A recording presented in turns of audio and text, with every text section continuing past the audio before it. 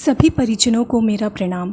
आशा करती हूँ आप सभी लोग प्रसन्न होंगे और गुरुदेव के कार्य में अपनी अपनी क्षमतानुसार सहयोग कर रहे होंगे। आज मैं आपके सामने 4 संस्मरण सुनाने जा रही हूँ जो अलग अलग व्यक्तियों के हैं।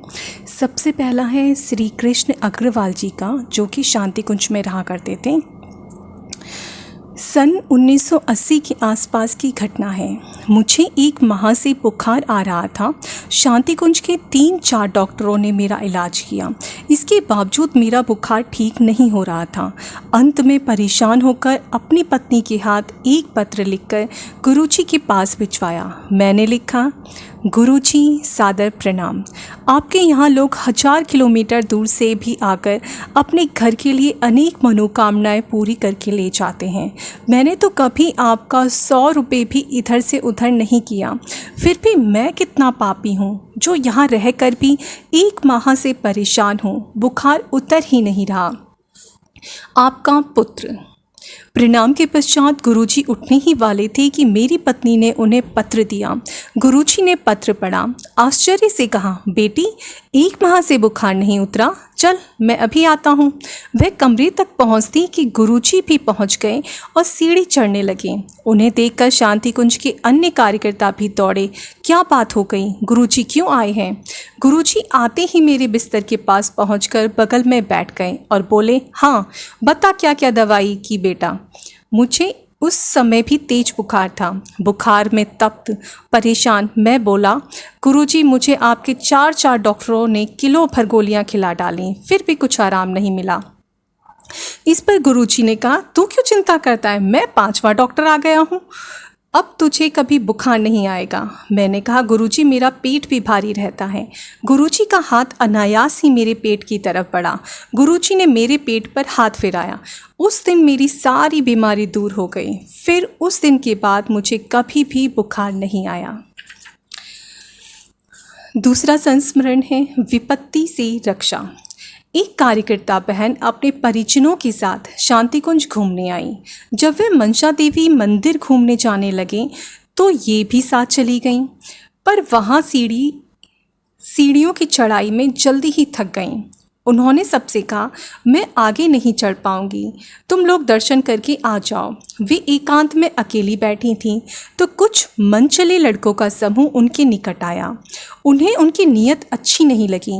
जब वे लड़के उन्हें छेड़ने के लिए और निकट आने लगे तो वे घबराईं, पर अचानक कहीं से एक कुत्ता निकल आया जो उन लड़कों को काटने के लिए दौड़ा। वे बार बार थोड़ी थोड़ी देर में उनके पास आने का प्रयास करते, पर वह कुत्ता तो जैसे वहाँ उनकी सुरक्षा के लिए ही तैनात था। उसने उन लड़कों को उनके पास नहीं फटकने दिया जब तक उनके परिवार वाले आ नहीं गए। तब तक वह कुत्ता वहीं बैठा रहा और परिवार वालों के आ जाने पर इधर उधर निकल गया। अगले दिन जब वह बहन पूछी गुरुजी से मिली तो गुरुजी ने कहा, बेटा अपनी सुरक्षा अपने हाथ, तू अकेले वहाँ क्यों बैठ गई थी?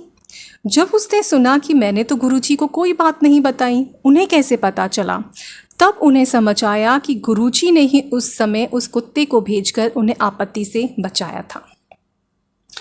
तीसरा संस्मरण है करंट लगने पर जीवन रक्षा। गुना के श्री सुरेश रघुवंशी उन दिनों शांति कुंज में समयदानी कार्यकर्ता थे। वे एक कार्यक्रम में मेरठ शहर गए। वहाँ जिस मकान में वे रुके थे वहाँ छत के ऊपर से 11,000 वोल्टेज की हाई पावर लाइन किसी फैक्ट्री में जाती थी। सुबह कपड़े सुखाने के लिए वे छत पे गए। जैसे ही उन्होंने तौलिया उछाला, जब तक वहाँ खड़ी उस परिवार की बहू कहती, भैया यहाँ कपड़े मत डालना, तब तक तो करंट लाइन ने तौलिया गीला होने के कारण उन्हें खींच लिया था। वे उस लाइन से चिपक गए। उनके सिर से अग्नि की ज्वालाएं निकलने लगीं। बहुत चिल्लाते हुए नीचे उतरी कि शांति कुंज वाले भैया को करंट लग गया। घर वालों ने तुरंत लाइन ऑफ करने के लिए फैक्ट्री में फ़ोन किया। इतने में पड़ोस की एक महिला ने उन्हें लाइन से चिपके देखा तो दौड़कर ऊपर चढ़ गई।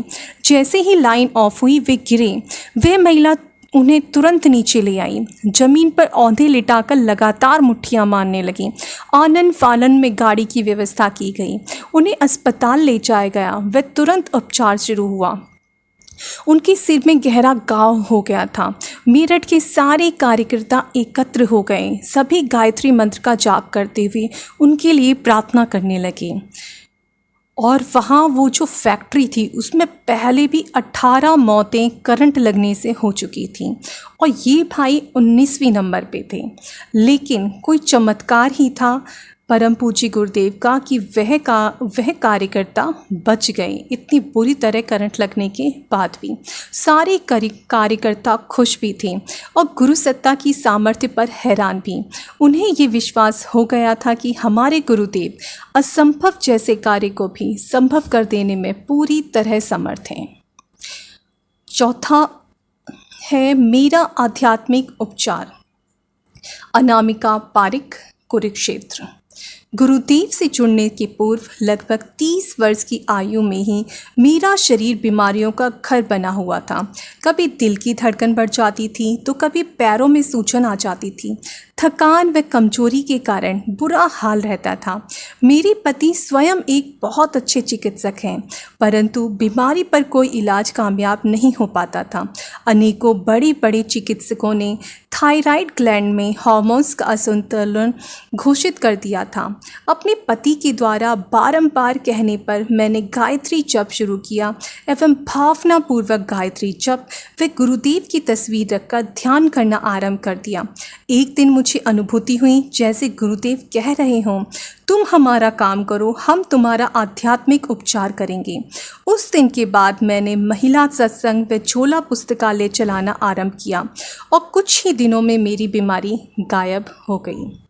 आशा करती हूँ आप सभी को ये संस्मरण अच्छे लगे होंगे।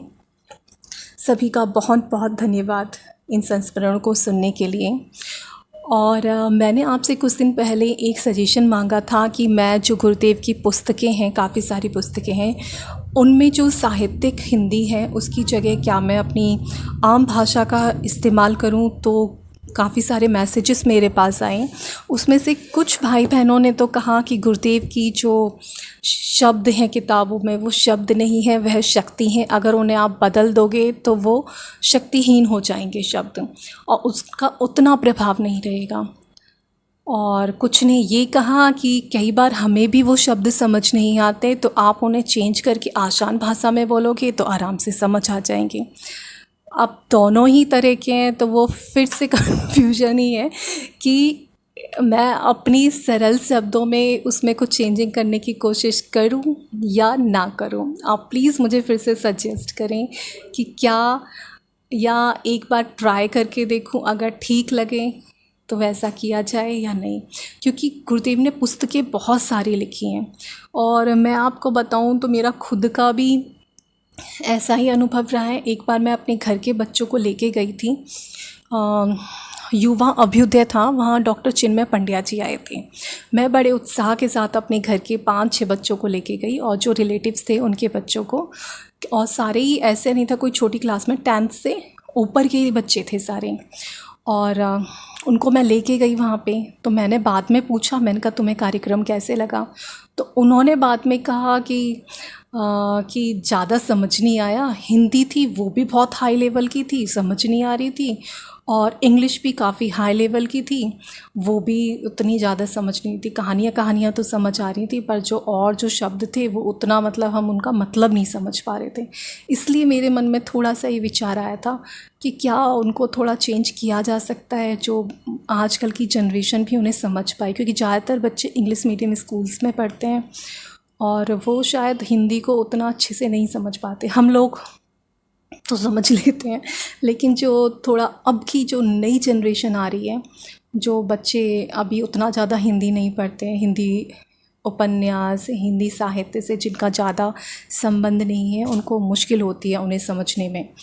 तो जैसा भी आपका सजेशन हो मुझे एक बार प्लीज़ दें, क्योंकि वो बराबर से ही रहे। जो भी कमेंट्स आए, कुछ ने कहा कि चेंज करो, कुछ ने कहा कि गुरुदेव के शब्दों में बिल्कुल भी चेंजिंग मत करो वरना वो अर्थहीन हो जाएंगे। तो अब थोड़ा सा कन्फ्यूज़न है ही। फिर से आप बताइएगा मुझे कि क्या जो गुरुदेव की जो पुस्तकें हैं, जो उनकी लेक्चर्स है वो तो आसान भाषा में, जो भी गुरुदेव के प्रवचन हैं उनमें बहुत ज़्यादा डिफ़िकल्ट नहीं है, लेकिन जो पुस्तकों में जो साहित्यिक हिंदी है वो थोड़ा सा डिफ़िकल्ट लगती है। तो उसके लिए मेरे मन में थोड़ा सा आ रहा था, इतना आसान तो नहीं होगा पर थोड़ा बहुत कहीं कहीं चेंजिंग की जाए तो बताइएगा आप लोग, जैसे भी आपके सजेशन होंगे मेरे लिए बहुत महत्वपूर्ण होंगे। धन्यवाद।